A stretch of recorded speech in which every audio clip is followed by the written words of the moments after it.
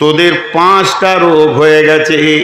লাহুম কুলুবুন লা ইয়াফকাহুনা বিহা, দিলের ধাবন শক্তি শেষ। ওয়ালাহুম আযানুন লা ইয়াসমাউনা বিহা, তোদের কানের শ্রবণ শক্তি শেষ। ওয়ালাহুম আয়ুনুন লা ইবসিরুনা বিহা, তোদের চোখের দৃষ্টি শক্তি শেষ। ওয়ালাহুম বালহুম উলাইকা কাল আনআম, তোরা মনুষ্যত্বের মতো জীবন দিয়েছিলাম, তোদেরকে মানুষ বানিয়েছিলাম, আশরাফুল মাখলুকাত বানিয়েছিলাম। শুধু তাই নয়, জিবাইল মিকাইলের থেকেও ওপরে তোদের সম্মান দিয়েছিলাম। সেই মানুষ্যত্বের জগৎটাকে ক্রস করে চলে এসে তোরা পশুর জগতে ঢুকে গেছিস। তাহলে তোদের মানুষত্ব শেষ, দিল শেষ, চোখ শেষ, কান শেষ, মনুষ্যত্ব শেষ। এই পর্যন্ত যদি গাড়িটা স্টপেজ নিয়ে নিত তো ভালো হয়ে যেত, কিন্তু মনুষ্যত্ব তো শেষ হয়েছে। পশুর জগতেও যদি থেকে যেতিস তাহলে গরু ছাগলের সঙ্গে গণনা হয়ে যেত।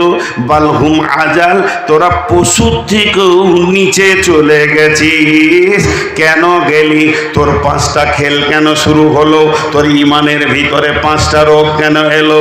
তোর চোখকে কে কানা করেছে? তোর কানকে কে শ্রবণ শক্তি শেষ করে দিয়েছে? কে করেছে তোর দিলকে নষ্ট? কে করেছে তোর মনুষ্যত্বকে নষ্ট? পশুত্বে পৌঁছে দিয়ে পশুত্বকে ক্রস করে কে তোকে এত নিচে নিয়ে গেল? আল্লাহকে প্রশ্ন করি, আল্লাহ আপনি তো ডাক্তার, আমি নূর মোহাম্মদ রুগী, আমার মতো একটা জঘন্যতম পশুর ব্যাপারে আপনি একবার মুখ খুলেন, আমি এত নিচে কেন গেলাম? আল্লাহ বেশি বলছেন না, আল্লাহ বলছেন উলাইকা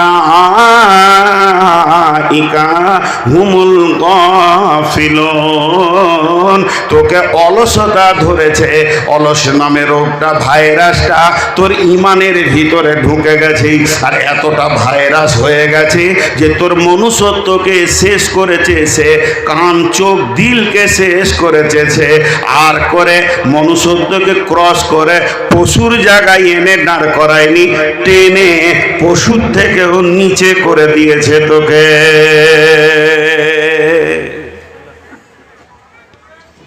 জি ভাই, আপনারা একটু মনোযোগ দেন, 2-10 মিনিট, তারপরে হাদিসটার দিকে যাব। আল্লাহ তাবারক ওয়া তাআলা আমাদের রোগের কথা বলছেন, তোদের পশুত্ব শেষ। চলেন এবারে আয়াত ধরতে শুরু করি। চোখ, কান, দিল, এগুলো হচ্ছে ঈমান ঢোকার রাস্তা। আল্লাহ কি বলছেন? খতামাল্লাহু আলা কুলুবিহিম ওয়া আলা সামিইহিম ওয়া আলা আবসারিহিম গিশাওয়াতুন ওয়া লাহুম আযাবুন আযীম।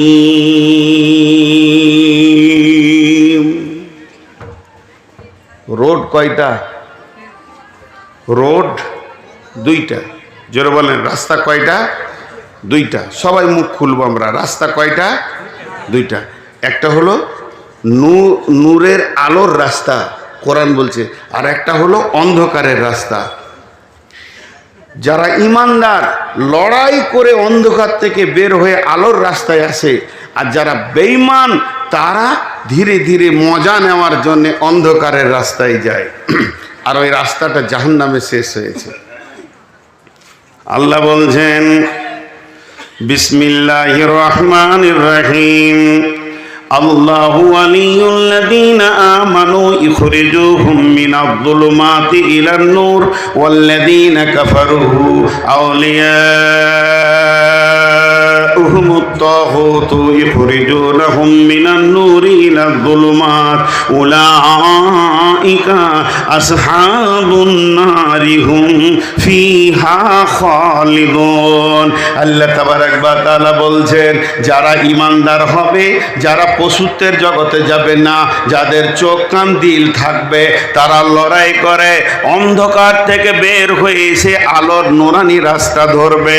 কিন্তু যারা কাফেরের সঙ্গে হাত মেলাবে, মিলাবে, যারা আপোষ করবে শয়তানের সঙ্গে, যারা তাগুত শক্তির সঙ্গে শয়তানি করবে, যারা বিদ্রোহমূলক জীবন পৃথিবীতে করে, যারা তাদের সঙ্গে হাত মিলাবে, আপোষ করবে, এরা করবে কি? নুরানি আলো রাস্তা পাওয়ার পরেও তারা নিমজ্জিত অন্ধকারের দিকে দ্রুত গতিতে দৌড়বে। দৌড়ুক না কেন, দৌড়ুক না কেন, আমার আল্লাহ বলছেন ওই যে দৌড়ে যাবে, ওই রাস্তাটা কোথায় শেষ হয়েছে জানো কি? ওই রাস্তাটা শেষ হয়েছে উলাইকা আসহাবুন নারি হুম ফিহা খালিদুন, লিলিহান অগ্নি শিখায় গিয়ে তারা দপ দপ করে পড়বে। আল্লাহ তাবারাক ওয়া তাআলা বলছেন তাদের এই আচরণ, তাদের অবাধ আচরণ, তাদের অবাধ বিচরণ, পৃথিবীতে আচরণে বিচরণে আমাকে এতটাই তারা বিরক্ত করেছে, ইসলামের কথা মানেনি, ইসলামের বিরুদ্ধে কথা বলেছে, ইসলামের বিরুদ্ধে মুখ খুলেছে, ইসলামকে নেকেট করেছে। ওই বেঈমানেরা জানা সত্ত্বেও তারা কুফরি করেছে। আল্লাহ তাবারাক ওয়া তাআলা বলছেন আকাফারতুম বাদা ঈমানিকুম, ঈমান আনার পরেও তাদের দ্বারা কুফরি হয়েছে। ফাদুকুল আযাবা বিমা কুনতুম তাকফুরুন, তাদের আযাবে দেয়া হবে, তাদেরকে জাহান্নামে দেয়া হবে। আল্লাহ তাবারাক ওয়া তাআলা বলছেন আমিও আল্লাহ তাদের দিলকে মেরে দিয়েছি। খতামাল্লাহু আলা কুলুবিহিম ওয়া আলা সামিহিম ওয়া আলা আবসারিহিম, তাদের অন্তরকে আমি মেরে দিয়েছি, তাদের কানকে আমি মেরে দিয়েছি, তাদের দৃষ্টিশক্তিকে আমি শেষ করে দিয়েছি, তাদের দৃষ্টিশক্তির ওপরে আমি পর্দা দিয়ে দিয়েছি। গিশাওয়াতু ওয়া লাহুম আযাবুন আযীম, এরাই জাহান্নামে ঢুকবে। বাস এই বিষয়টা নিয়ে আর আমি বেশি কথা বলতে চাইছি না, ছোট করে গুটিয়ে দিচ্ছি। আমি হাদিসের দিকে এগিয়ে যাব বলে এটাকে একদম শর্ট করে গুটিয়ে দিচ্ছি। আল্লাহ তাবারাক ওয়া তাআলা যা বলতে চাইলেন তার সার অংশ এটাই যে তাদের দিল চোখ কান নষ্ট হয়ে গেছে, শুধু তাদেরকে গাফলতি অলস নামে রোগে ধরে এতটা নিচে নামিয়ে দিয়েছে। কিন্তু আপনার সাথে তো আমার ঝগড়া বাকি আছে এখনো। আমি বক্তা, আপনারা শ্রোতা, একটু ঝগড়া হলো না মাঝে, কেমন করে হয়? এখন আমি এখান থেকে মাইকে যদি বলে দিই আপনারা যতগুলো বসে আছেন সব গরু, তাহলে ওই দিক থেকে কি শব্দ আসবে? তুই তাহলে কুকুর। শুরু হয়ে গেল ঝগড়া। কি লেবেলিং ঝগড়া চলছে। আমি তখন তাহলে বলবো তাহলে তো আপনারা ঘোড়া। তখন রেগে উঠে একজন বলবে তোর বাপ গাধা। আমাকে আর হলো না, এখন আমার বাপকে ধরবে। তা গাধা ছুড়াছুরি করে লাভ নাই। আপনাকে কেন আমি গরু বলতে যাব, কেন মহিষ বলবো, কেন বাঁদর বলবো? আপনি আল্লাহওয়ালা একজন ইমানদার মানুষ, আর আপনি আমাকে যা বলবেন বলেন গায়ে মেখে নিব। তা একটু ঝগড়া করলাম না। তাহলে এখানে কে মানুষ আর কে পশু? এখানে যতগুলো চেয়ারে আছে, আমি এখানে চেয়ারে বসে আছি, আপনারা যতগুলো নিচে আছেন, পর্দার ভিতরে যতগুলো মেয়ে আছে, এর ভিতরে মানুষকে আর পশুকে কে বলবে? আল্লাহ বলবে, ফায়সালা তিনি দেবেন, আমাদের মুখ বন্ধ হয়ে যাবে। ফায়সালাটা তার কাছ থেকে নিব। সবাই মনে মনে ভাবছে নূর মোহাম্মদের দাম কত রে? মঞ্চে আছে, তার উপর আবার চেয়ারে। তো এই মনে হয় সব থেকে দামি, আর আমরা নিচে তিরপলে আছি। মাথা খারাপ। দাম আপনাদের বেশি। যে দাঁড়িতে মাল থাকে ওই দাঁড়ির পাল্লা তো নামাতে থাকে, যেটা মাল নাই সেটা তো ওপর দিকেই থাকবে।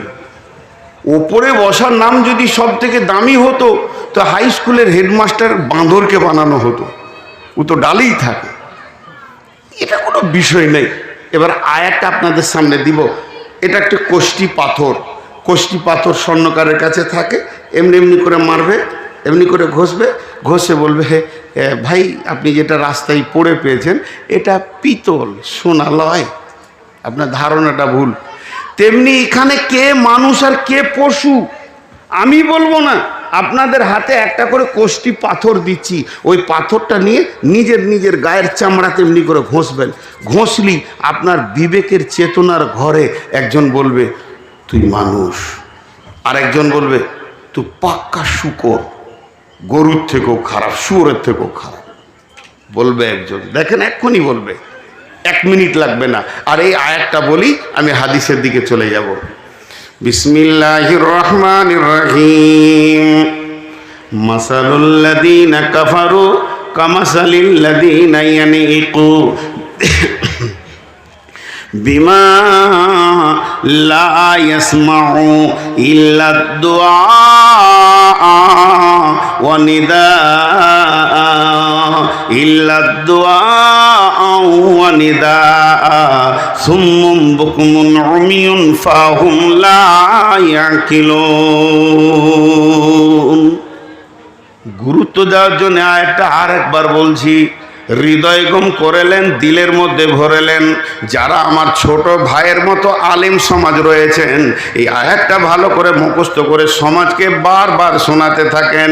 আল্লাহ সূরা বাকারার শেষের দিকে বলছেন, মাসালুল লাযীনা কাফারু কামাসালিল লাযীনা ইয়ানিকু বিমা লা ইয়াসমাউ ইল্লা দুআ ওয়া নিদা সুম্মুম বুকমুন উমিয়ুন ফাহুম লা ইয়াকিলুন। আল্লাহ বলছে ওই লোকেদের মিসাল ওই বেঈমান কাফেরদের মতো, ওই লোকেদের মিসাল ওই বেঈমান কাফেরের মতো। তাদেরকে তাদের মালিক দূরে কাছে ডাকলো, তারা শুনেও শুনলো না, বুঝেও বুঝলো না, তারা দেখেও দেখলো না। তাদের সমস্ত কিছু নষ্ট হয়ে গেছে, পার্টসগুলো। প্রকৃতপক্ষে তাদের মধ্যে ধাবন ক্ষমতা নাই, বোধগম্য ক্ষমতাটা নাই। এরাই হলো সমাজে জঘন্যতম পশু। আয়াত বললাম, তর্জমা করলাম। আমি বুঝতে পারছি আপনাদের ভিতরে ক্লিয়ার হয়নি। একটা উদাহরণ দিলেই ক্লিয়ার হয়ে যাবে। উদাহরণটা আল্লাহ দিয়েছেন, আমি দিছি। উদাহরণ তো এটাও আল্লাহ দিয়েছেন আয়াতটা। সেটা কি? এই যে আপনাদের খোলা মাঠ রয়েছে, বিরাট মাঠ, পলসন্ডার মাঠ, আপনার টোল ট্যাক্সের মাঠ। এই মাঠে গরু চড়ছে, গরু 20-25টা গরু চড়ছে।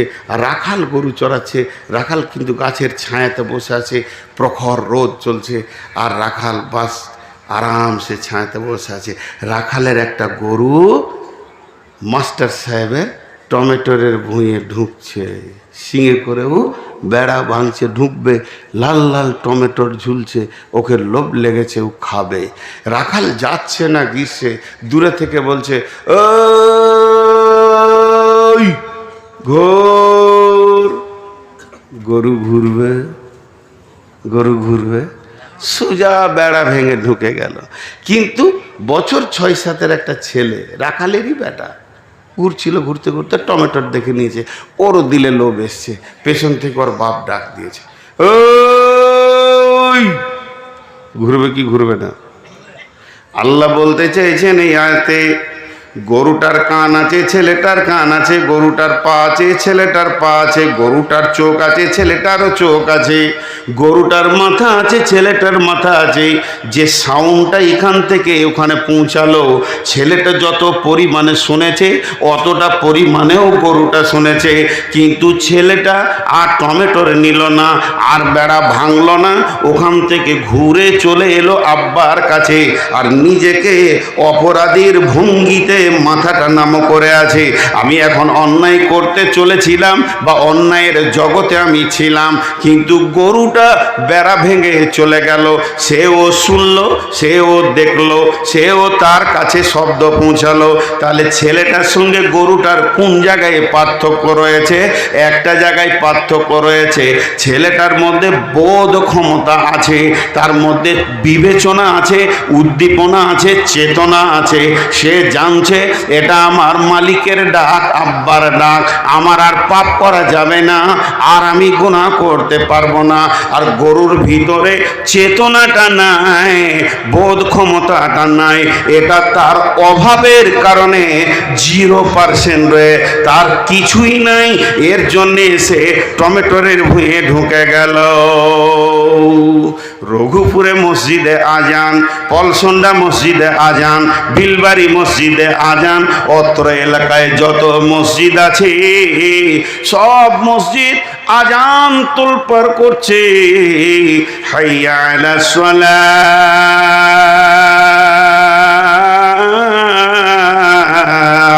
হাইয়া আলাল ফালাহ। আয় তোরা নামাজে আয়, আয় তোরা নিষ্কৃতি নিবি আয়।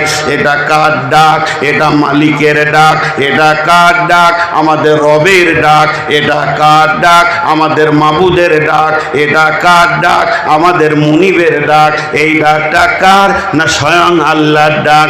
এই ডাক শুনে যতজন মসজিদে এসে হাজির দিল, যতগুলো মহিলা মুসল্লাতে হাজির দিল, এরা হলো আল্লাহর কাছে সমাজে মানুষ। আর এই তোলপার ডাক শোনার পরেও যে লোকটা মসজিদে ঢুকতে পারলো না, মসজিদের দরজা খুঁজে পেল না, রবের ডাকে হাজিরি দিতে পারলো না, ওটাই হচ্ছে সমাজে জঘন্যতম পশু। এবার কে পশু কে মানুষ নিজে নিজে বুঝালেন।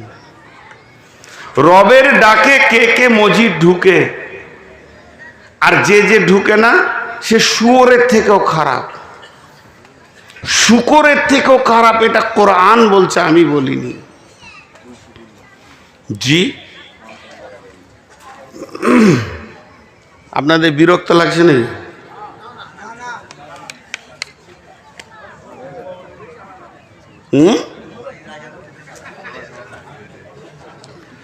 অনেক বক্তা আছে, আমি আবার কিছু জিনিসে উল্টা। এই যে দাঁড়িয়ে থাকা লোক দেখতে পারি না, এটা আমার মানে মানসিকতা। ধরেলেন আমিই খারাপ, ওই যে ওখানে দাঁড়িয়ে আছে, আমার মাথা এখন কটকট করে কাটছে যে ওরা ওই মানুষ না ওরা ওই পশু। এতগুলো লোক বসে আছে, ওদেরকে আবার আলাদা করে বসাতে হবে, এই জিনিসটা আমি সহ্য করতে পারি না। তারপরে কিছু বক্তা আছে দেখবেন উঠেই বলবে মেয়েদের ব্যাপারে। আজকেও আস্তে আস্তে শুনছিলাম কে বলছিল যে মহিলারা হচ্ছে অবলা, সরলা, কমলা মা বোনেরা। ঠিক বলে? অবলা কথা বলার মেশিন। হ্যাঁ, অবলা তাহলে একটা বললে 25টা বলে, তাকে অবলা বলা যাবে? সরলা খুব সাদাসিধে, মাথা খারাপ। সুবহান আল্লাহ। সরলা জিলাপির থেকে বেশি পেঁয়াজ আছে। সরলা আমি জীবনে বলি না মেয়েদেরকে অবলা সরলা। কমলা মানে নরম। কে বললে নরম? সতীনের ছেলেদের কলজে ভেজে খেয়ে নিবে। নরম যত শিশু মার্ডার মেয়েরা করেছে, পুরুষেরা কম করে। পুরুষেরা তার দুশ্মনের ছেলেকেও মারতে পারবে না। দুশ্মনের ছেলে যদি বাড়িতে চলে আসে, ওর হাতে একটা পেয়ারা দেবে, যারে বাবা খাড়া, তোর বাপের সঙ্গে মামলা হচ্ছে তো তোর কি। কিন্তু মেয়েদেরকে সতীনের ছেলেদের কলজেটাকে ভেজে রুটি খেয়ে নিবে ও হাসতে হাসতে। অবলা সরলা কমলা আমি বলি না। কিছু বক্তা আছে, আমি বক্তাদের দোষ ধরছি না, উঠার পরেই বলবে আমি অত্যন্ত ক্লান্ত কণ্ঠে বহু দূর থেকে এলাম, ক্লান্ত শ্লান্ত 62টা রাজি। আমি জীবনে বলি না। কেন বলি না? তুই এলি কেন? তাহলে তোকে আসতে হতো না, ঘরে থাকা না পারবি তো। হ্যাঁ, আমি শেষকালে বলি যে আমি আর পারছি না চালাতে। আমি যে 6 দিন জ্বরে পড়েছিলাম, আজকে 23 বছর জালসা করছি, আমার দ্বারা জালসা মরেনি কোনো দিন, কোনো জায়গায় ডেট খিলাপ করিনি। এবছর 4খানা ডেট পর পর পর পর পর পর আমি একদম বিছানায়। সেই কাশির জের এখনো যায়নি। সেই 6 দিনের মধ্যে 4 দিন জালসা কামাই করেছি, জ্বর অবস্থায় 2 দিন বকেছি, আজকে 4th দিন চলছে। আমি প্রথমে বলিনি আমি 1.5 ঘন্টার বেশি পারবো না, এটা আমি জানি, কিন্তু তার মতো করে আমি গুছাচ্ছি আপনাদের কথাগুলো।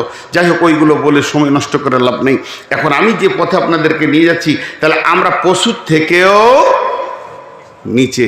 শর্ট করে একটা কথা বলেন, মানুষ পাথরে সাজদা করে, মানুষ পাথরকে সাজদা করে কি করে না? আর কুকুর পাথরে কার দাম বেশি? কার দাম বেশি? কুকুরেরই দাম বেশি। মানুষ যাকে সাজদা করে, কুকুর তার মুখে মুতে। এর থেকে আর কি দেখাবো? জি, এই দিকে আমি সময়টা কম কাটাতে চাইছি, কারণ হাদিসটা বড় গুরুত্বপূর্ণ আছে বলে আমি এগুলো শর্ট কথা বলছি। মানুষ পশুর থেকে খারাপ, তার 4টা কারণ ছোট ছোট করে বলে দিই। মানুষ তৃণমূল করে, কংগ্রেস করে, আরএসপি করে, সিপিএম করে, আর কিছু করে, আর কিছু করে, আর কিছু করে, বিজেপি করে। কুকুররা কোন পার্টি করে? বলেন আপনার এই এলাকার কুকুরগুলো তৃণমূল না সিপিএম? যখন তৃণমূলের মিছিল যায় তো কুকুরগুলো এরকম করে তাকায় বলে, হ্যাঁ তোদের রুজি দেনেওয়ালা আল্লাহ, তো কার পেছনে দৌড়ে বেড়াচ্ছিস? সারা পৃথিবীর সমস্ত প্রাণী এক আল্লাহর আইনের আওতাভুক্ত। নাম্বার 2, সারা পৃথিবীর যত প্রাণী আছে সব এক আল্লাহকে সাজদা করে, অন্য কাউকে সাজদা। দেখেছেন কোনোদিন বাঁদরকে যে কোনো জায়গায় গিয়ে মূর্তি পূজা, পাথর পূজা, দেবী পূজা, দেবতা পূজা, মাজার পূজা, গাছতলায় থাকে না। তো মানুষ মূর্তি সাজদা করে, গাছকে সাজদা করে পশুর থেকে নিচে। 3 নম্বর, আল্লাহ তাবারক ওয়া তাআলা যে প্রাণীকে যে রুজিটা দিয়েছে তার উপরে সে সন্তুষ্ট আছে, তাই খেয়ে সারা জীবন চালাচ্ছে। আমাদেরকে বলেছে হারাম খাবি না, সকালে উঠে 2 বোতল মদ খেয়ে নিয়েছে। এর থেকে নোংরা কে আছে? কোনোদিন কোনো কুকুরকে দেখেছেন এমন খাবার খেয়েছে ডান দিকে বাঁ দিকে টলে টলে হাঁটছে? শূকরকে দেখেছেন? জি না। ওরা আল্লাহর দেওয়া রুজির ওপরে সন্তুষ্ট আছে, মানুষ কিন্তু আল্লাহ দেওয়া রুজির ওপরে সন্তুষ্ট নাই। আর 4 নম্বরটা একটু ডিপলি করে বলছি, সময় ব্রেনগুলোকে খালি করে নেন। 1 ডোজ হোমিওপ্যাথিকের মতো দিব, যদি আপনার ভিতরে একটু ঈমান থাকে আর জীবনে জালসা শুনতে হবে না, শুধরিয়ে যাবেন। 4 নম্বরটা হলো, সারা পৃথিবীর যত প্রাণী আছে তারা তার মালিকের দরজা চিনে। কুকুরটা আপনার পেছনে পেছনে টোলে চলে গেছে, আপনি গাড়ি চেপে শিলিগুড়ি চলে গেলেন, এই রাত্রিতে কুকুরটা কারো বাড়িতে উঠবে না, নিজের মালিকের বাড়িতে উঠবে। নিকৃষ্ট প্রাণী, হারাম প্রাণী। আবার বিড়ালও ওই রকম। শূকরগুলো যারা চাষ করে সারাদিন তারা যেখানেই যাক সন্ধ্যা হলে মালিকের দরজায় ওঠে। তার মানে পৃথিবীর যত প্রাণী আছে সব এক আল্লাহকে চিনে, সে তাদের মালিকের দরজা চিনে। কিন্তু হতভাগা মানুষ, আল্লাহ বলছে তোদেরকে জ্ঞান দিলাম, তোরা যাক সারা পৃথিবীর সমস্ত প্রাণী তার মালিকের দরজা চিনল। হতভাগা মানুষ, তুই তোর মালিকের দরজা মসজিদ চিনলি না। মসজিদের সামনে ঘুরঘুর করছে। আমি এখান থেকে আয়াতটাকে সমাপনী দিলাম, 30 সেকেন্ডে খালি টোটাল সারাংশটা বলবো। এতক্ষণ যা বকলাম তার একটাই নিচড় বের করলাম। আমরা এত জঘন্য হয়ে গেছি, আমরা নিচে হয়ে গেছি, আমাদের চরিত্র শেষ, আমরা পশু থেকে শেষ, পশুর থেকেও নিচে চলে গেছি, আমাদের চোখ কান দিল সব শেষ। কারণ একটাই, তা হলো অলস, তা হলো অলস। এবার একটা ছোট্ট কথা বলে দিয়ে হাদিসে চলে যাব। ছোট্ট কথাটাও 30 সেকেন্ড লাগবে। নামাজের যতগুলো কারণ আছে, 5 ওয়াক্তে নামাজের যতগুলো কারণ আছে, 5 ওয়াক্ত নামাজটা আল্লাহ দিয়েছেন এর পেছনে যতগুলো কারণ আছে, 5 ওয়াক্ত নামাজ আল্লাহ দিয়েছেন এর পেছনে যতগুলো কারণ আছে, তার ভিতরে একটা অন্যতম কারণ হচ্ছে অলসতা নামের রোগকে একটাই ট্যাবলেটে দূর হবে, সেটা হচ্ছে 5 ওয়াক্তের নামাজ। 5 ওয়াক্তের সালাত যদি ঠিক মতো কেউ পড়তে পারে তার কাছ থেকে অলসতা দূর হয়ে যাবে এবং সে আস্তে আস্তে পশুত্বর জগৎ থেকে বের হয়ে এসে মনুষ্যত্বের জগতে ফিরবে। এবার চলেন হাদিসটা বলি। বিসমিল্লাহির রহমানির রহিম। وعن ميمون الأوردي قال يعظ رسول الله صلى الله عليه وسلم اغتنم خمسا قبل خمس شبابك قبل حرامك صحتك قبل سقومك غناك قبل فقرك فراغك قبل شغلك وحياتك قبل موتك।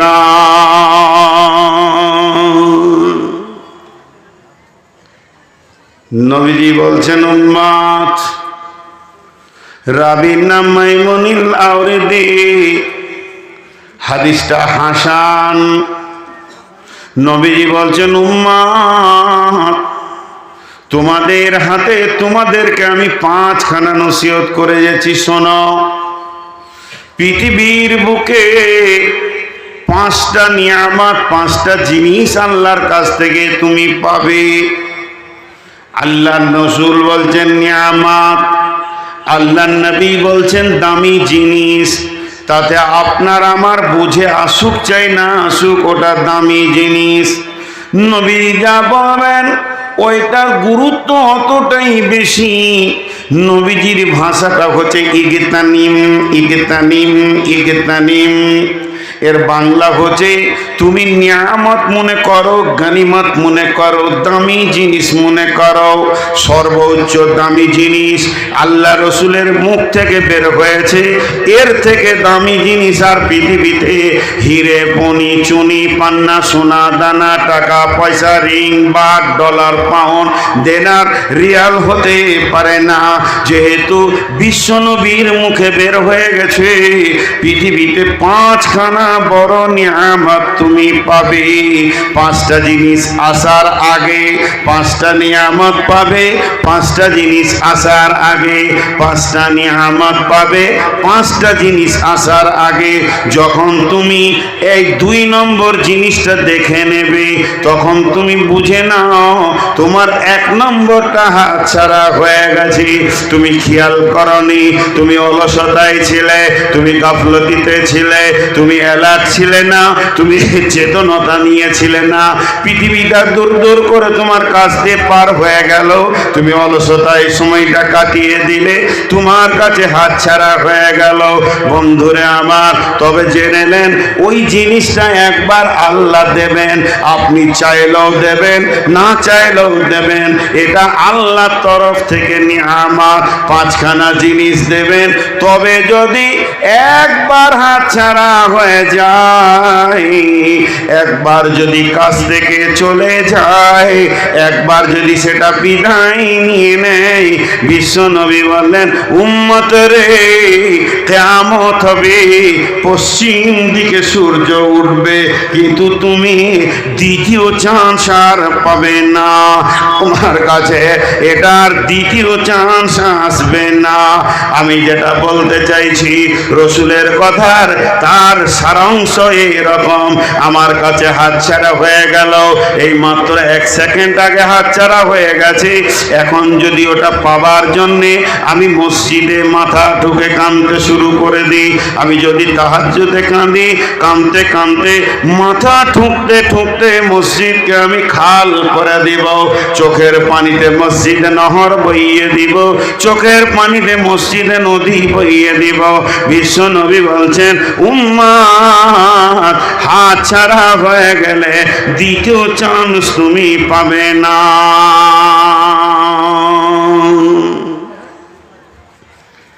তাহলে আয়াতটা কেন পড়লাম? আয়াতটার সাথে হাদিসটার কি সামঞ্জস্যতা রয়েছে একটু মিলিয়ে দিই।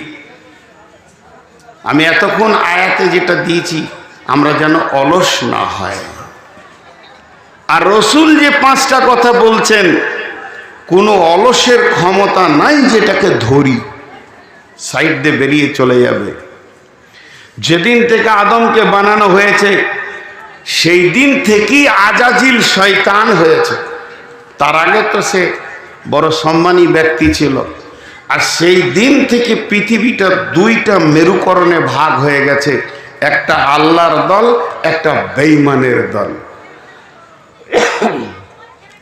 একটা আল্লাহর দল, একটা বেঈমানের দল চলছে সব সময়। ক্রিকেট খেলা চলছে আপনাদের রঘুপুরে, 2টা দল ময়দানে নেমেছে, 10টা ছেলে ফিল্ডে দাঁড়িয়ে আছে, এরা ফিল্ডিং করছে, এরা ময়দানে দৌড়ছে। 2 জন ব্যাট নিয়ে আছে, যারা ব্যাট করছে এদের খেয়াল 6 মারব, না হলে 4, তা না হলে 2 রান লিব, 1 রান তো লিবই। আর যারা ফিল্ডে আছে এদের প্রথম টার্গেট ক্যাচ আউট করব, না পারলে ওকে রান আউট করব, বোল্ড আউট করব। এরা চাইছে ওকে ময়দান থেকে তুলবো আর ওকে ব্যাট ধরতে দিব না, আর ওরা চাইছে রান লিব, দুটো দল চলছে। একবার আপনারা মুখ খুলেন সবাই, একবার দুবার লয়। যারা ফিল্ডিং আছে এরা যদি গাফেল হয়, অলস হয়, ক্যাচ ধরতে পারবে? যতক্ষণ ও ফিল্ডে থাকবে ওর চোখ বাজ পাখির মতো থাকবে, ফোনে রিং বাজলেও হাত দিবে না, দাঁড়া ও এখন বল করছে কি করি দেখি। আর যদি একটু অলস হয় কানের পাশ দিয়ে বলটা দুপ করে পড়বে, হাতছাড়া হয়ে গেল।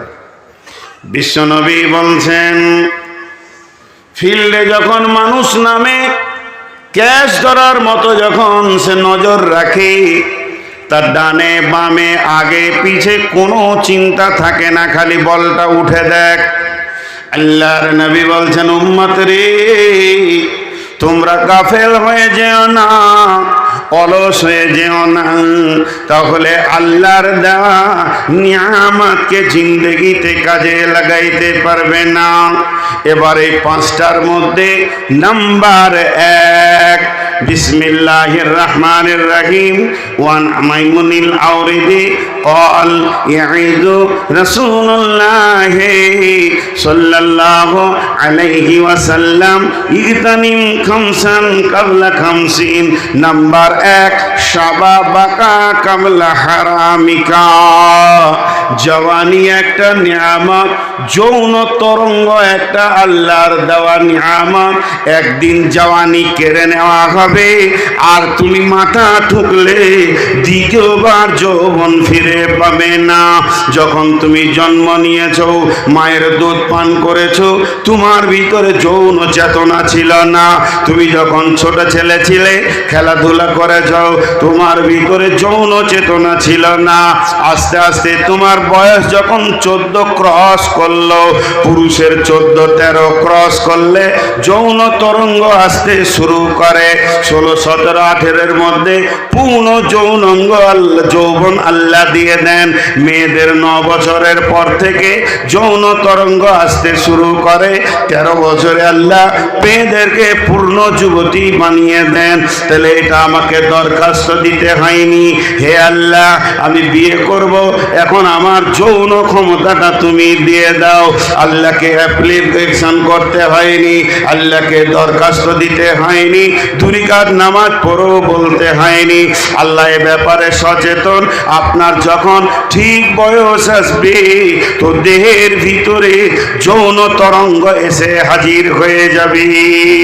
বিশ্ব নবী বলছেন এই যৌন তরঙ্গটা যখন আসবে, নারী তুমি তোমার মতো কাজ করে লাও, পুরুষ তুমি তোমার মতো কাজ করে লাও। একদিন যৌন তরঙ্গটা তোমার কাছ থেকে কেড়ে নেওয়া হবে, তোমার কাছ থেকে বিলুপ্ত হয়ে যাবে। তোমাকে ঘাড় ধরে যুবকের গণ্ডি থেকে, রোম থেকে, প্যান্ডেল থেকে বের করে তোমাকে বার্ধক্যের প্যান্ডেলে ভরে দেওয়া হবে।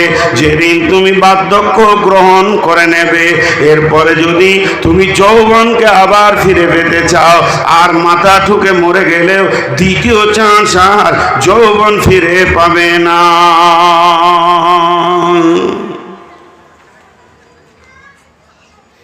যৌবন একটা নিয়ামত।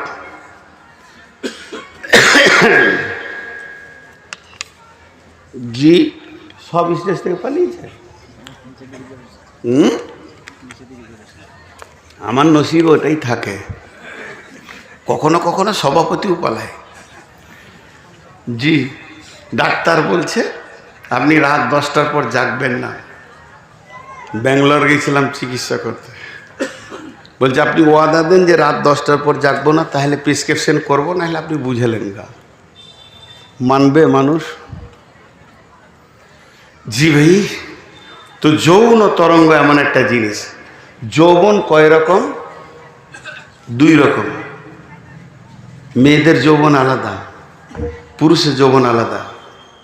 আল্লাহর কারিশমা দেখেন, কোনো মেয়ের কাছে পুরুষের যৌবনটা পৌঁছাবে না। আল্লাহ যে দিবে তো পুরুষের কাছে পৌঁছাবে না, আর কোনো পুরুষের যৌবন মেয়েদের কাছে পৌঁছাবে না। এর উদাহরণ কেমন? একটা যৌবনের নাম হচ্ছে উগ্র, আর একটার নাম হচ্ছে চাপা। দুটো যৌবন, খুব শর্টে বলবো, বেশি সময় নিব না। আগুনের খাবার হচ্ছে দুটি, একটা পেট্রোল আর একটা কয়লা। পেট্রোল সামনে এলে আগুন দপ করে ধরে, যত তাড়াতাড়ি ধরে অত তাড়াতাড়ি ছাড়ে। আর কয়লাকে আগুনকে ধরাতে গেলে খবর দিতে হয়, বাতাস করতে হয়, ধর ধর এটা তোর খাবার। যখন ধরে নেয় দীর্ঘ টাইম থাকে। তো মেয়েদের যৌবন হচ্ছে কয়লার মতো চাপা, পুরুষের যৌবন হচ্ছে উগ্র।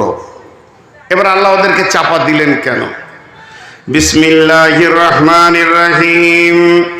ফাসসালিহাতুন কানিতাতুন হাফিজাতুন লিল গায়বি বিমা হাফিজাল্লাহ।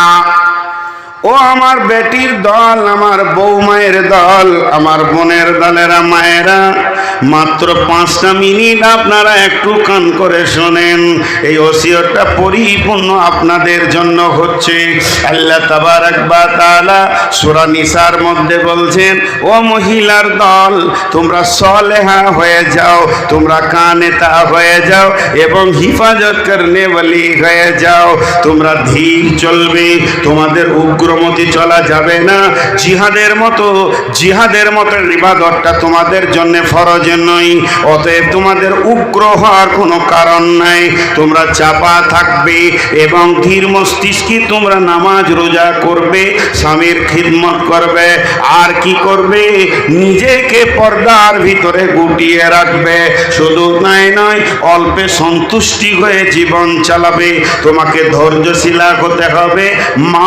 মেয়ে হয়ে জন্ম নিলেই ধৈর্যশীলা হতে হবে, কারণ পুরুষকে আল্লাহ সৈন্য করেছেন, উগ্র করেছেন।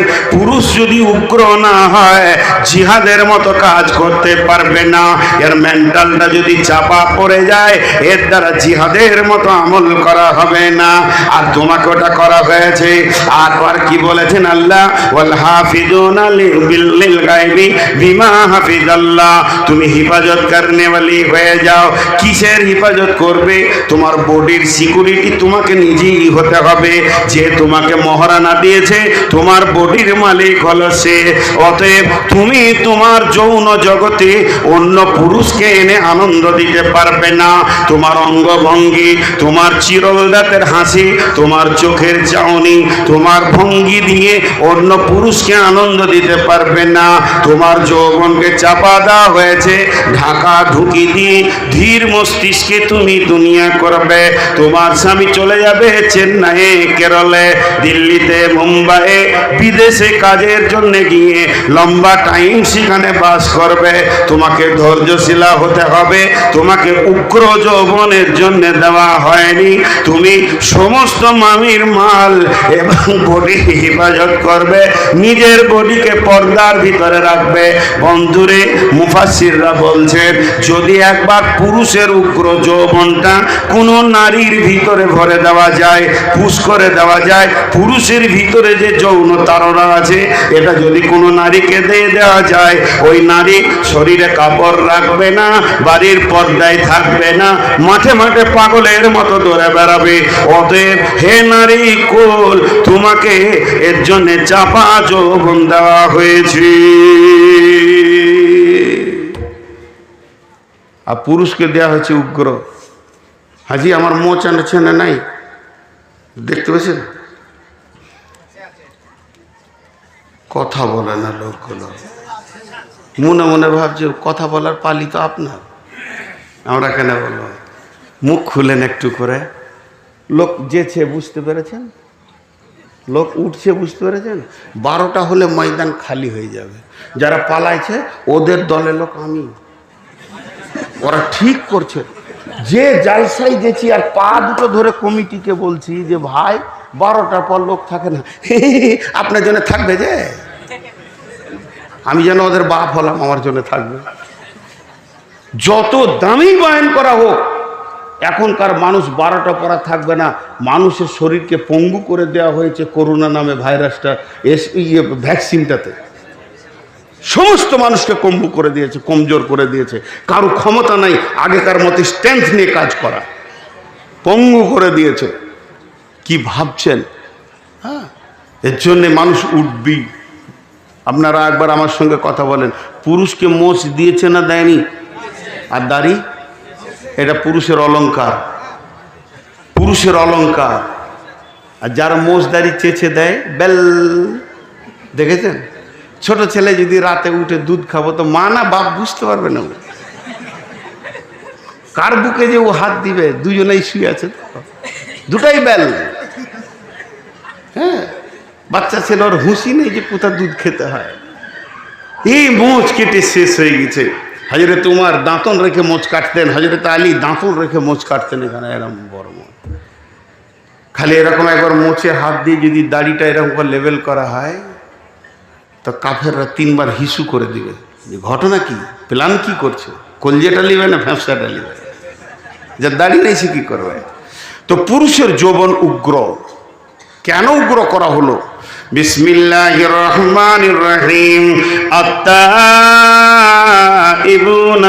আবিদুনাল হাবিদুনাস সাইহুনার রাকিউনাস সাজিদুনাল আমিরুনা বিল মারুফি ওয়ান নাহুনা আনিল মুনকারি, আমিরুনা বিল মারুফি ওয়ান নাহুনা আনিল মুনকারি, আমিরুনা বিল মারুফি ওয়ান নাহুনা আনিল মুনকারি ওয়াল হাফিজুনা লিহুদুদিল্লাহি ওয়াল হাফিজুনা লিহুদুদিল্লাহি ওয়া বাশশিরিল মুমিনিন। পুরুষের দায়িত্ব হলো সৎ কাজের আদেশ করবে, অসৎ কাজের নিষেধ করবে।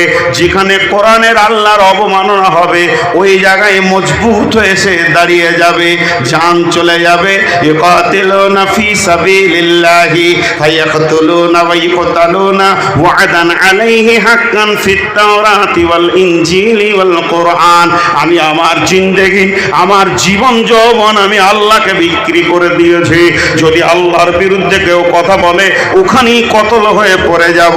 আল্লাহর কাছে শহীদের দরজা পাবো, নচেত তার কলিজাটাকে বের করে নিব। আল্লাহ আমাকে গাজী ঘোষণা করবে। এর জন্য আমাকে আল্লাহ পৃথিবীতে পাঠিয়েছেন। যদি পুরুষের যৌবন উগ্র না হয়ে চাপা হতো, ঝামেলার খবর শুনলি লেপে ঢুকতো। হ্যাঁ, কোনো ঝামেলা হলে যদি বাড়ির ভিতরে বাইরে হইচই হয়, তখন বেটা ছেলেটা বলবে, কোন শালা, হ্যাঁ কোন শালা, ওকে একবার দেখি। ওর বউটা এসে কাপড় ধরে, তুমি যেও না জি। উগ্র যৌবন আর চাপা যৌবন কি, তুমি যেও না, তুমি থাকো, তুমি আর আমি থাকি, তাইলে হলো, বাকি দুনিয়া চলে যাক। কিন্তু পুরুষ বলবে, কে রে তুই, কে? জি, একটা কারণ। আরেকটা কারণ আছে পুরুষের উগ্র যৌবন হওয়ার কারণে। কোন সময় মৌলবীদেরকে রাখতে দেখেছেন? আরে কথা বলে না। আরে কোনো মৌলবীকে যদি না দেখেছেন, তো আমাকে তো দেখেছেন রাগ করতে। এতগুলো লোক হ্যাঁ না বলে না। আরে যার রাগ নাই সে হলো হিজড়ে, তাকে হিজড়ে গ্রুপে দিতে হবে। হ্যাঁ, রাগ থাকতে হবে। পুরুষের রাগ হলো অলংকার, রাগ পুরুষের অলংকার। এখন যদি আমি খুব রেগে যাই না, তো 2-4 জন এসে বলবে, আপনি মৌলবী সাহেব মানে রাগছেন কেন গো? কোনো কারণে ইমাম সাহেব মসজিদে রেগে গিয়েছে, তখন 4টা মুসলিম পাশে এসে বলবে ফিস ফিস করে, এই মৌলবী মানুষ, আপনাকে রাগ করতে হয় না। ও বেশি বুঝে। হ্যাঁ, মৌলবী রাগ করে না। কোন মৌলবী সাহেব বলেছে যে আমার বড় ছেলেটা অ্যাক্সিডেন্ট হয়ে হসপিটালে আছে, দোয়া করবেন। তাই বুড়ি বলছে, মৌলবীদেরও ছেলে হয়? ওকে হুঁশি নেই। মৌলবীরা কি করে এত বড় পাঞ্জাবিতে ছেলে তৈরি করছে আল্লাহ জানে। ওগুলো তো ফুল প্যান্ডালা করবে। ধারণাটা কেমন? স্বয়ং রসুলের ছেলে ছিল, রসুল জামাই ছিলেন, রসুল শ্বশুর ছিলেন, রসুল বাপ ছিলেন, রসুল নানা ছিলেন। আর ই ভাবছে যে মৌলবীদের ছেলে কেন হবে? আজীব ব্যাপার আর কি। মানে মৌলবী মানে তুমি হিজড়ে হয়ে যাও। মতোয়াল্লিকে ধরে থাপ্পড় মারতে হয় যদি দাড়ি চাচা মতোয়াল্লি হয় আর সুদখোর মতোয়াল্লি হয় মসজিদের, তবেই তো সে ইমাম। তাছাড়া ইমাম আবার কে? মসজিদের সেক্রেটারি যদি সুদখোর হয়, মারো ওর মুখে লাত দিয়ে মসজিদ থেকে গড়িয়ে ফেলে দাও। আল্লাহ রুজি দেনওয়ালা আছে। এই যদি না থাকে, এখন একটা জিনিস বলি, বিনা উজুতে নামাজ হবে? জোরে বলেন, উজুটা কি নামাজ? উজুটা নামাজ নয়, কিন্তু বিনা উজুতে নামাজ। তেমনি একটা ফরজ আমল আছে যার নাম হচ্ছে জিহাদ। বিনা রাগে জিহাদ। এই যে বেলডাঙ্গায় ঘটনা ঘটেছে, রাগ লাগছে কি লাগছে না? কার কার রাগ লাগেনি হাত তুলেন।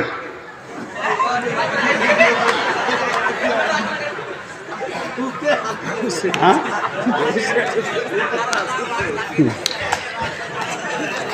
যারা হাত তুলেছে ওদের রাগ বেশি। বন্ধুরা আমার, প্রকাশ্য মাইকে বলছি, আমিও ভারতবর্ষের মাটির একটা সন্তান, আমার একটা ব্যালট আছে, আমার একটা মতামতের মূল্য আছে, আমার একটা পশ্চিমবঙ্গে একটা আমার ভারতের মাটিতে ব্যালট আছে, মানে আমার একটা মতামত আছে। আমি সরকারকে মত দিতেই পারি, ঘোষণা করতে পারি। এই রকম পঙ্গু সরকারকে জুতিয়ে নামিয়ে দেওয়া ভালো, যার দ্বারা দেশ অটল। ও ছেলেটা বলে যে লিখেছে বড় অপরাধ নয়, সব থেকে বড় অপরাধ দিল্লির মসনাদে যে বসে আছে হারামখোর বেঈমান, এর দ্বারা দেশ চলবে না। প্রথম পিটানি ওকেই শুরু করতে হবে। তার কারণ হচ্ছে গাছের গোড়া কাটলে ডাল আপনি রাস্তা বেছে নেবে। অতএব বন্ধু, আল্লাহর বিরুদ্ধে কথা বলেছেন, রসুলের বিরুদ্ধে যারা কথা বলেছে তাদের ইতিহাসটা শুনেলেন। তাদের ইতিহাস আজ পর্যন্ত যত বেঈমান আল্লাহ এবং রসুলের সঙ্গে বেঈমানি করেছে তাদের দুইখানা ইতিহাস। এক নম্বর হচ্ছে হয় তারা মুসলমান হয়ে গিয়ে কালেমা পড়ে নেয়, আর না হয় তাদের পৃথিবীতেই দৃষ্টান্ত শাস্তি আল্লাহ দেন। আমরা আল্লাহর কাছে দোয়া করব, মাবুদ যে বেঈমান লিখেছে তাকে তুমি কালেমা পড়ে আমাদের দলভুক্ত ভাই বানিয়ে দাও। আর এই দোয়াটা যদি তোমার কলমে কবুল না হয়, দৃষ্টান্ত শাস্তি নিয়ে পৃথিবীতে তাকে সারা পৃথিবীকে জানিয়ে দাও। আল্লাহ তাবারক ওয়া তাআলা বলছেন যে আল্লাহ এই পুরুষদেরকে উগ্র যৌবন দেওয়ার কারণ এটাই, তারা দেশ সামালবে, দশ সামালবে, ভারতের মাটিকে যেন কেউ অপবিত্র না করে সেই দিকটা তারা খেয়াল রাখবে। শুধু নয়, তারা কোরআনের হেফাজত করবে। শুধু এই পর্যন্ত নয়, সারা দেশের উন্নতির দিকে লক্ষ্য করবে। যার দ্বারা দেশের ক্ষতি হবে তাকে দুনিয়া থেকে সরিয়ে দেবে। শুধু এই পর্যন্ত নয় বন্ধুরা আমার, যুবকদের আর একটা ডিউটি রয়েছে, ওয়াল হাফিজুনা লিহুদুদিল্লাহ, আল্লাহর আইনের সিকিউরিটি ফোর্সের কাজ করবে। আর দ্বিতীয় নম্বর যেটা, ফাইদা কুদিয়াতিস সালাতু ফান্তাসিরু ফিল আরদি ওয়াবতাগু মিন ফাদিলিল্লাহি ওয়াযকুরুল্লাহা কাসীরান লাআল্লাকুম তুফলিহুন। আল্লাহ যুবকদেরকে বলছে, যখন তোমাদের নামাজ শেষ হয়ে যাবে তখন তোমরা জমিনে ছড়িয়ে যাও হালাল রুজি উপার্জনের জন্য। এই ইনকামের দায়িত্বটা আল্লাহ নারীকে দেয়নি, পুরুষকে দিয়েছে। তাহলে পুরুষের যদি উগ্র যৌবন না হয়, তাড়াতাড়ি যদি যৌবন জগৎ থেকে বেরোতে না পারে, যৌবনটা যদি তাড়াতাড়ি শেষ না হয়, তার দ্বারা দোকান চলবে না, তার দ্বারা ব্যবসা বাণিজ্য চলবে না। রাত্রি 12টায় লেপে ঢুকবে, বেলা 1:30টায় সে বিছানা থেকে বের হবে। চাপা যৌবন হলে দোকান বন্ধ থাকবে, রেল চলবে না, বাস চলবে না, ট্রাক চলবে না, বিশ্বটা অন্ধকার হয়ে যাবে। আল্লাহ যুবককে, পুরুষকে উগ্র যৌবন দিয়েছে। যখন কাজ করার চট করে নিয়ে সেখান থেকে তুমি সৈন্যের মতো বের হয়ে যাও, তোমার মাথাতে অনেকগুলো দায়িত্ব চাপানো আছে। বুঝতে পেরেছেন? আরে বুঝতে পারছেন? হ্যাঁ, তো এই পুরুষের মেন দায়িত্ব, হাজি ভাই এই রুমালটা আমার ময়লা হয়েছে, জামাটা ময়লা হয়েছে, তো এটাকে কাচতে যখন যাবে তো উদ্দেশ্য কি? সাবানটা কিনেছে কেন? সাবান কিনেছে, সময় দিচ্ছে, দুটো জিনিস ওকে লাগছে, দিয়ে কাপড় নদীর ধারে বসে বা কলে বা বাথরুমে বসে কাপড় সাফ করছে, সময় দিচ্ছে, সাবান দিচ্ছে, উদ্দেশ্য কি? কাপড়টা সাফ হয়ে যায়। কিন্তু বিনা উদ্দেশ্যে দুটো জায়গায় সাফ হবে, ওর হাত দুটো সাফ হবে কি হবে না? ওটা উদ্দেশ্য থাকে। আর যে পাথরে মাছে পাথরটা সাফ করতে কিছু, ওটা অটোমেটিক হয়ে যাবে। তো পুরুষের ছেলে অটোমেটিক হবে, ওই দিকটা চিন্তা করতে হবে না। ওর উদ্দেশ্য হবে ব্যবসা বাণিজ্য করব, দেশকে রক্ষা করব, এই দিকে সে চিন্তা চেতনায় থাকবে, ওটা অটোমেটিক হবে। এর জন্যে এদেরকে উগ্র যৌবনে পাঠানো হয়েছে। কটা বলা হলো? 5টার মধ্যে কটা বলা হলো কি জানি। হ্যাঁ, কি অবস্থা চলছে দেখেন। গাড়ির ড্রাইভার সেই জানে না যে কোথায় চললো গাড়ি। একটা হলো জওয়ানি আল্লাহ নিয়ামত। এবার নারী পুরুষ উভয় যৌবনওয়ালাকে একটা সুসংবাদ দিয়ে দিই। বিসমিল্লাহির রহমানির রহিম। وعن أبي هريرة رضي الله تعالى عنه قال قال رسول الله صلى الله عليه وسلم سبعة يظلهم الله في ظله يوم لا ظل إلا ظله إمام عادل شاب نشأ في عبادة الله ও যুবকের দল আর ও নারী যুবতীর দল, ওরে আমার যুবতী বেটি বৌমা বোন যারা রয়েছেন কান করে শোনেন, এবং যারা আমরা যুবক এখনো তরঙ্গ আমাদের মধ্যে বিদ্যমান রয়েছে, আমার নবী বলেছেন যদি যৌবনকালটা নারী আর পুরুষ আল্লাহর দেওয়া ফরমানের ওপরে শেষ করে দিতে পারে, আল্লাহর হুকুমের ওপরে যৌবনকালটাকে যদি অতিবাহিত করে দিতে পারে, কঠিন কিয়ামতের দিনে যখন কোনো ছায়া থাকবে না, ওই যুবক যুবতীর জন্যে আল্লাহর রহমতের ছায়াতে জায়গা হবে। কত বড় ফেসিলিটি! কে বলছে 13টা 14? কত রকম খরিদ্দার নিয়ে আজকে বসেছি গো। ও মনে মনে বলছে যে এ ছেলে মাইক পেলে ছাড়তে চায় না। জি, নাম্বার 2, সিহাতাকা কাবলা সুকুমিকা, সিহাতাকা কাবলা সুকুমিকা। বিশ্বনবী বলছেন উম্মত রে, তুমি জীবনে একবার সুস্থ শরীর পাবে, ঘুরিয়ে যৌবনকাল, কিন্তু যেদিন তোমাকে রোগে ধরে নেবে, বার্ধক্য রোগ আছে, প্যারালাইসিস আছে, হাই প্রেশার আছে, লো প্রেশার আছে, ডায়াবেটিস আছে, সুগার আছে, যে কোনো একটা রোগ তোমাকে মরার আগে আক্রমণ করবে, সেই আক্রমণের আগে যৌবনকালটাকে নিয়ামত মনে করো, সুস্থ শরীরকে নিয়ামত মনে করো। সুস্থ শরীর যতদিন আছে তুমি আল্লাহর নিয়ামতে ডুবে আছো, যেদিন তোমাকে রোগে ধরবে, সুস্থ দিন হাত ছাড়া হয়ে গেলে আর তুমি এই রকম সুস্থতা বোধ করবে না। মেডিকেল ডিপার্টমেন্ট কি বলছে ডাক্তাররা? 47 বয়স যেই পার হয়ে যাবে একটা ব্যাগ আসবে তোমার কাছে, সবারই আসবে। যারা 47-এর নিচে আছে এরা ফিক ফিক করে হাসছে, জি আসবে। 47 বয়স হলে একটা ব্যাগ এসে হাজির হবে, তার নাম হচ্ছে ওষুধ। পকেটে থাকবে, এখানে থাকবে, ফুরুক ফারাক ফুরুক ফারাক চলবে, উপায় নাই। আমাকে দিয়ে দিয়েছে, 48 বছর বয়সেই দিয়েছে, ব্যাগ দিয়ে ঘুরে বেড়াচ্ছি এখন। সুগারকে পেয়েছি আমি মনে হয় 43 বছর বয়সে, এখন 53 চলছে, তার মানে 10 বছর চলছে রানিং। এটা একটা আল্লাহর নিয়ামত, কিন্তু তারপরেও বলে দিচ্ছি রোগ আল্লাহর নিয়ামত। কেউ যদি আল্লাহর উপরে সবর করে ধৈর্য ধরে নিতে পারে, আল্লাহর বিরুদ্ধে কথা না বলে, কিয়ামতের মাঠে স্টেজ করে তাদেরকে প্রাইজ দেওয়া হবে। তখন সুস্থ লোকেরা এসে বলবে আল্লাহ আমাদেরকে পৃথিবীতে যদি কাঁচি করে কাটতেন তারপরেও করতাম না। এটা একটা নিয়ামত, চুপ করে ধরে নিতে হবে। তারপরেও আল্লাহ রসুল বলছে তোমার সুস্থ শরীর নিয়ামত। সুস্থ অবস্থায় 5 ওয়াক্তে নামাজে মসজিদ গেছো, ঝড়ে গেছো, বৃষ্টিতে গেছো, বাদলে গেছো, শীতে গেছো, গ্রীষ্মে গেছো, আর যখনই তোমাকে রোগে ধরেছে 5 ওয়াক্ত মসজিদে যেতে পারছো না, সুস্থ অবস্থায় উজু করেছো, এখন তায়াম্মুম করছো, আগে দাঁড়িয়ে নামাজ পড়েছো, এখন বসে পড়ছো, ইশারায় পড়ছো।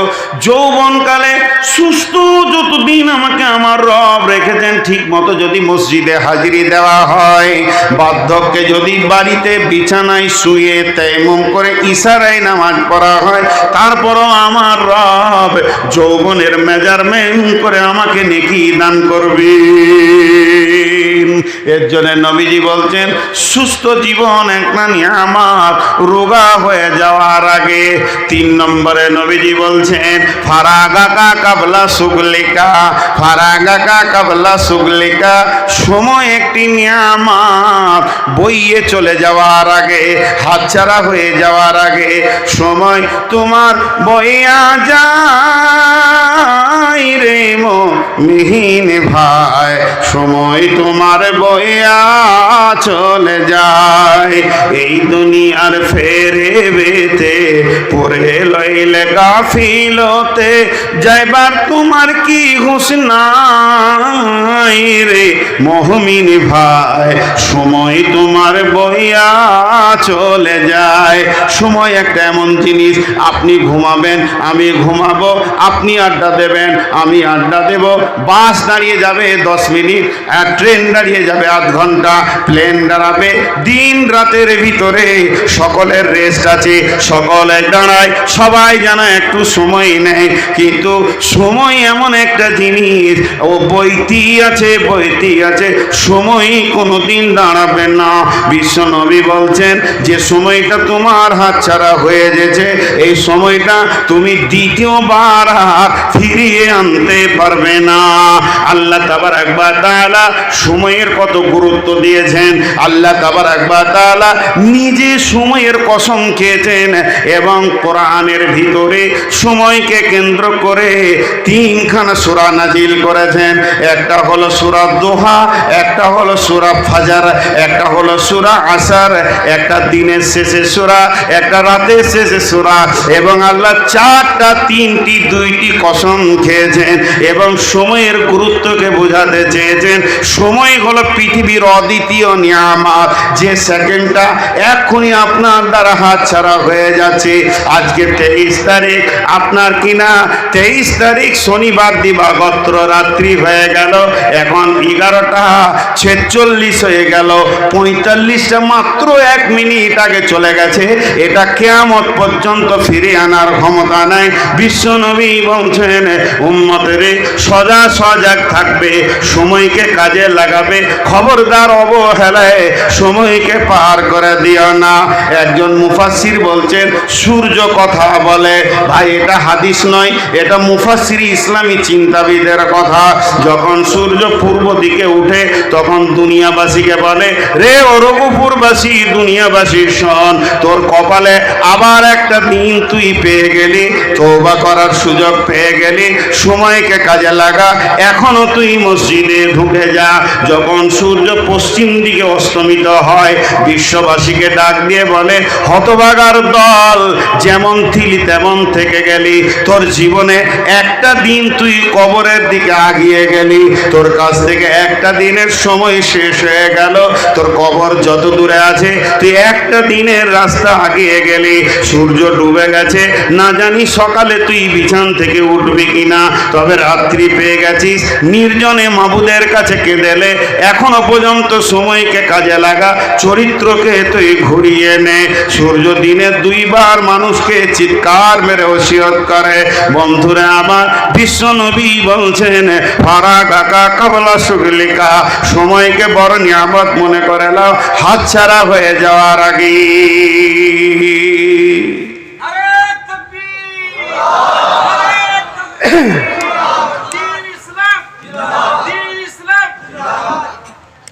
কয়টা হলো? 3টে হলো। যৌবন নিয়ামত বার্ধক্যের আগে, সুস্থ শরীর নিয়ামত রোগা হওয়ার আগে, আর সময় হলো নিয়ামত হাতছাড়া হয়ে যাওয়ার আগে। নাম্বার 4, কেউ উঠবেন না। 4 নম্বরটা বলে লোক বেশি উঠে, মনে মনে করে কালেকশন করবে। না, আমি তফসির করব, কালেকশন করব, শেষকালে করব। মন যাবে দেবেন, না মন যাবে না দেবেন। হ্যাঁ, আর জালসা কমিটি আমাকে একটা কথা খুব ভালো বলে, আপনাকে কালেকশন করতে হবে না। যদি বলি যে আমাকে 9টায় দেন কালেকশন, না না না, আপনার কালেকশন করতে, এদিক দিয়ে আমি বেঁচে আছি আর কি, মাশাআল্লাহ। 1 পয়সা দেবেন না, ঘর চলে যাবেন, কিন্তু তফসিরটা শুনেন। বিশ্বনবী বলছেন গেনাকা কাবলা ফাকারিকা, এমন একজন ব্রেন বলছেন আল্লাহর পরে পরে যার স্থান, সারা পৃথিবীর বিজ্ঞানীকে এক জায়গায় করে দিলে রসুলের ব্রেনের সঙ্গে পারবেন না। আমার নবী বলছেন গেনাকা কাবলা ফাকারিকা, তোমার কাছে যখন মাল আসবে, মাল যেন তোমার ডানে বামে হাতে পায়ে পকেটে নিচে সবসময় মাল তোমার কাছে থাকবে। তখন তুমি মালকে চট করে কাজে লাগিয়ে লাও। একদিন মাল তোমার হাত ছাড়া হবে, সেদিন তুমি পস্তাবে। আল্লাহ কোরআনে বলছেন ইয়াহসাবু আন্না মালাহু আখলাদা, ইয়াহসাবু আন্না মালাহু আখলাদা, আমার গোলামেরা ধারণা করে আমার মাল আমার হাত ছাড়া হবে না। কবি নজরুল বলছেন ধরণীর বুকে যত আশা আর আর রচিন সম্পদ যত তোমারই মাটিতে মিশায়া যাবে হায় আমার দেহের মতো। আজকে আমি বলছি দেন ভাই, আমার আগে ইমরাত বলছে দেন ভাই, আর কেউ বলছে দেন ভাই, কমিটি বলছে দেন ভাই। কিন্তু এমন একটা দিন আসবে, আল্লাহ তাবারক ওয়া তাআলা সূরা হাদীদে বলছেন মানুষ জাহান্নামে যাওয়ার পর দান করতে চাইবে। আল্লাহ সূরা হাদীদে বলছেন যখন তারা জাহান্নামে আগুনে চলে যাবে, ফালিয়াউমা লা ইয়াখুযু মিনকুম ফিদিয়াতুন ওয়ালা মিনাল্লাযীনা কাফারু মাওয়াকুমুন নার ওয়া বিইসাল মাসীর। তারা যখন জাহান্নামের অতল তলে চলে যাবে, চারিদিক থেকে আগুনের সাঁড়াশি আক্রমণ পাবে, তখন তারা মনে মনে ভাববে, আলেম ওলামারা বলেছিল বিপদে পড়লে ফিদিয়া করো, সাদকা করো, তুমি বেঁচে যাবে। ও তখন জাহান্নাম থেকে আল্লাহকে ডাক দিয়ে বলবে, রব্বি আপনি যেদিন আজরাইল পাঠিয়ে আমাকে নিয়ে এসেছিলেন, সেদিন আমি টাকা পয়সা, জমি জায়গা, সোনা দানা, পুকুর বাগান, ছেলে পিলে, বউ বিটি, বিবি, মা বাপ সবকে ছেড়ে দিয়ে চলে এসেছি। তারা কোথায় আছে আমি জানি না, কিন্তু আপনার আয়াতে রয়েছে মাবুদ রে সমস্তগুলো আমি দান করে দিলাম।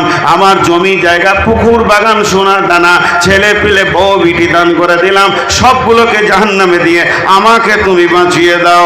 আল্লাহ বলবে, হে জাহান্নামী তুমি শোনো, তুমি সময়কে কাজে লাগাওনি। তোমার কাছে যেদিন ভিক্ষা মাঙ্গা হয়েছিল, সেদিন তুমি আমাকে, আমার লোকদেরকে অপমান করেছ। ফালিয়াউমা লা ইয়াখুযু মিনকুম ফিদিয়াতুন, আজকের দিনে দান নেওয়া হবে না, তোমার সে সুযোগটা হাতছাড়া হয়ে গেছে। মাল একদিন তোমার কাছে ছিল, সেদিন তোমার অহংকারে বুক ভরে গেছিল, তুমি এতটা ইসলামকে ভালোবাসনি।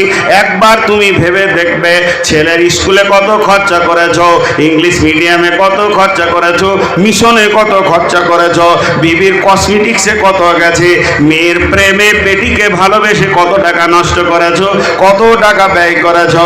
ছেলে পিলে, বউ বিটি, মা বাপ, টোটাল খরচাটা হিসাব করবে। আর আল্লাহর পাল্লাতে তুমি বছরে কত দিয়েছো একবার হিসাব করে দেখবে।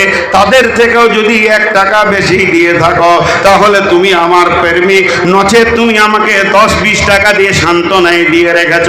শুনে নাও, বিশ্ব নবী বলছেন মাল একবার তোমার হ্যান্ডেলে থাকবে, মালের হ্যান্ডেল তোমার হাতে থাকবে। যেদিন মাল তোমার হাতছাড়া হয়ে যাবে, মাথা ঠুকলেও দ্বিতীয়বার ফিরে আসবে না। ফকির 2 রকম। আমার কাছে এখন 50 কোটি টাকা আছে, আল্লাহ কালকামাকা রাস্তার ভিখারি বানাতে পারে, পারে না? এটা একটা ফকির। আর একটা ফকির কেমন, 50 কোটি টাকার মালিক ধরেন, 96 বয়স ক্রস হয়ে গেছে, তো মাথায় আর হুঁশ নেই। বৌমাকে জিজ্ঞেস করছি, হাবিবা, জি আব্বা নাস্তা করলাম আমি। হ্যাঁ বা আপনি রুটি খেলেন এখনই?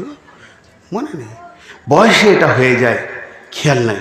আজান হলো মা, আর আপনি তো নামাজ পড়ে এলেন, ও দেখছিস, খেয়াল নেই। এটা হয় একদিন, যখন এই বয়সটা হয়ে যাবে, ব্রেন কাজ করবে না, তখন ছেলেরা বুঝে নেবে আব্বা আর ব্যবসা সামালতে পারবে না। ছেলেরা ভাগ করে নিল 25 কোটি করে, আর ব্যাংকওয়ালা টাকাওয়ালা কি টাকা দেয়? জি, আজকে আমাকে ফোন করছে যে আপনার সিয়াজ গাড়িটাতে লোন এসছে। তোর কি হলো? তা আমার কুটকুটি নেই, তোর কিসের কুটকুটি? ফোন কেটে দিলাম। আমার টাকার দরকার নেই তো তুই কিসের টাকা দিবি? টাকাওয়ালাকে টাকা দেয়। ওর আবার আরও 25 কোটি করে ঋণ করেছে। দেখবারে বাইপাসে গিয়ে টোল ট্যাক্সির ওখানে বড় বড় ফ্যাক্টরি করছে, এবারে হাঁজিড়ি লেগে গেছে। আর এই বুড়া লোটার লাঠি, একটা গেঞ্জি, আর কিছু নাই। তো বাপকে ভালোবাসে, খেতে দেয়, মসজিদের পাশেই ঘর। সকালবেলায় মসজিদে ছাদ ঢালাইয়ের কালেকশন চলছে। মৌলানা সাহেব বলছেন, মাম বানা লিল্লাহি মসজিদান বানাল্লাহু লাহু বাইতান ফিল জান্নাহ, যে মসজিদে দেবে তাকে আল্লাহ জান্নাতে দেবে। ও তখন ঝরঝর করে কাঁদছে, মনে মনে ভাবছে যদি 50,000 টাকা দিতে পারতাম ছাদে। খুব চিন্তা করছে, 20,000 তো দেওয়া যায়। বড় ছেলে মোটর সাইকেলে ঢুকছে, বুলেট নিয়ে বট বট বট বট করে। কে রে, হবিবুর নাকি রে বাবা? জি আব্বা বলেন। হ্যাঁ আমি হবিবুর, চোখে কম দেখছে। এলি বাবা বাড়ি? বলে হ্যাঁ। তো 20,000 টাকা, বললাম আমরা 20,000 টাকা চাইছিলাম। টাকাই করো বাবা, টাকাই করো বাবা, কী দরকার বলো, আপনার যা দরকার এনে দিব। ওষুধ শেষ হয়ে গেছে। বলে না, মসজিদে ছাদ ঢালে। মৌলবীদের কথা ছাড়ো। আমাদের কি হচ্ছে ঠিক না, এখন 30 কোটি টাকা ঋণ করেছি, আবার মসজিদে ছাদের টাকা ছাড়ো, ঘর দিয়ে টেনে নিয়ে চলে গেল। মনে মনে ভাবছে তাহলে 5,000 টাকা বলি ছোট বেটাটাকে। হ্যাঁ, ও যখন বুলেট নিয়ে ঢুকছে তো বাপ লাঠিতে ঠ্যাক দিয়ে কোনো রকম দাঁড়িয়ে বলছে, কিরে জমিরুল এলি নাকি? এবার 5,000 বলবে। জামিরুল এলি নাকি রে, কি হলো তোমার? এমন হুঙ্কার দিলে তখন শুকনা বিনা পানিতে ঢোক গিল, বলছি তো এলি নাকি, ওটা শুধাইলাম। বিশ্বনবী বলছেন, কাগজ নাও কলম নাও, তোমার মতো ভিখিরিয়ার পৃথিবীতে কে আছে? থাকতে গরু বইনা হাল, তার দুঃখ সর্বকাল। 50 কোটি টাকার মালিক 5,000 টাকা দেওয়ার ক্ষমতা হলো না। এই ছেলেগুলো দোষী নয়, ছেলেগুলো দোষী নয়, ছেলেগুলো দোষী নয়। আঙ্গুরের আঁঠিতে আঙ্গুর হবে, নিমের আঁঠিতে আঙ্গুর হবে না, ন্যাংরার আঁঠিতে ন্যাংরা হবে, ফজলির আঁঠিতে ন্যাংরা হবে না, গুঠির আঁঠি বসালে ফজলি হবে না। তার মানে ছেলেগুলো যখন ছোট ছোট বাচ্চা ছিল, তুমি তখন তাগড়া জওয়ান ছিলে, তুমি বুলেট গাড়ি নিয়ে দোকানে যেতে আসতে, ব্যবসাতে যেতে আসতে, ভিখিরিরা পয়সা চাইলে ধূমকেতের দিতে। তোমার বিচের মাল তোমার মতো হয়েছে, আর চিন্তা নাই, তোমার বিচের মাল তোমাকে দান করবে না। এর জন্য একজন মুফাসসির বলছে, নিজের হাতে দান করিও না, পারলে ছেলের হাতে দাও। ছেলেকে দিয়ে বলো, বাবা মাদ্রাসায় কালেকশন চলছে, এই 2,000 টাকা তোমার দাদার নামে দিয়ে এসো। আমার আব্বা নীরব নগরে শুয়ে আছে বহুদিন, তার জন্য আমাকে মাল পাঠাতে হবে। যখন আমি 5,000 টাকা আমার ছেলেকে দিয়ে বলবো তোমার দাদার নামে দিয়ে আসো, ছেলের চেতনা বাড়বে, আমাকেও আমার বাপের জন্য দিতেই হবে। আমের আঁঠি আম হবে, তবেই ন্যাংরার বিচে ন্যাংরা হবে। ওই ছেলে তুমি মরে গেলে তোমার পুতার হাতে 20,000 টাকা দিয়ে বলবে, যাও হেড মৌলানাকে টাকাটা দাও গা, আর বলো গা আমার দাদার নামে দান করলাম। সিলসিলা জারি হয়ে যাবে। বিশ্বনবী বলছেন, ও মালদারেরা শুনে লাও, এটা রবিজির মাথা, রসুলের মাথা, রসুলের চিন্তা, রসুলের চেতনা, পৃথিবীর কেউ কেটে দিতে পারবে না। আল্লাহর নবী বলছেন, মাল যখন তোমার হাতে আছে, তুমি যখন হৃষ্টপুষ্ট, তখন তুমি মালকে কাজে লাগিয়ে নাও। যেদিন তুমি ফকির হবে, মাথা ঠুকে মরে যাবে, দ্বিতীয় চান্স আর পাবে না।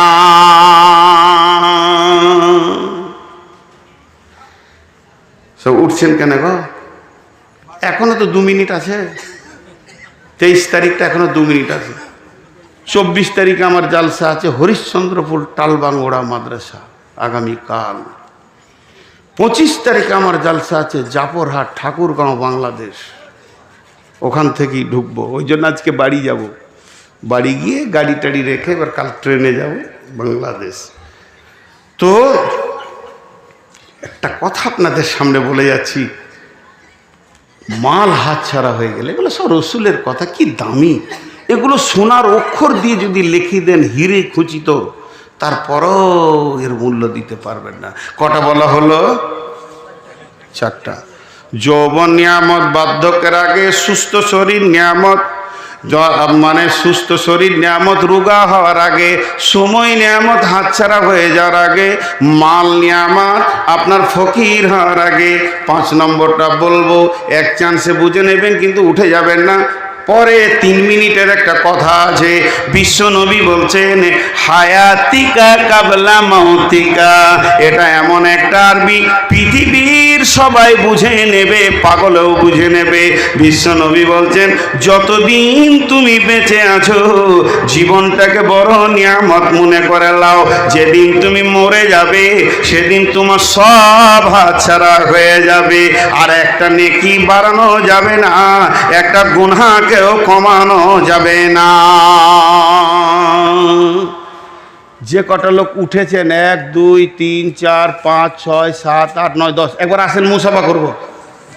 আসসালামু আলাইকুম। আমি আপনাদের ছেলে মারি নাই, কাউকে ধরে কষ্ট দিই নাই। মুসাফাটা করে যান, মুসাফাটা করে যান। যে কটা উঠেছেন, আল্লাহর রাস্তা দিচ্ছি, নাহলে ঘর যাবেন না, সোজা হাসপাতাল যেতে হবে। ঢালাইয়ের রাস্তায় উবুর হয়ে পড়বে। পরিষ্কার কথা বলছি। কত আছে? একজনে উঠবেন না কিন্তু, আমার কথাটা শেষ হতে দেন। এই যে লোকগুলো পালালো, এদের মার্কাটা মেরে দিয়ে আগে। আমি কাউকে ভয় করি না, এরা নিজেদেরকে চালাক মনে করে নিলে, কিন্তু এরাই হচ্ছে সব থেকে বোকা, পৃথিবীর সব থেকে বোকা এরাই।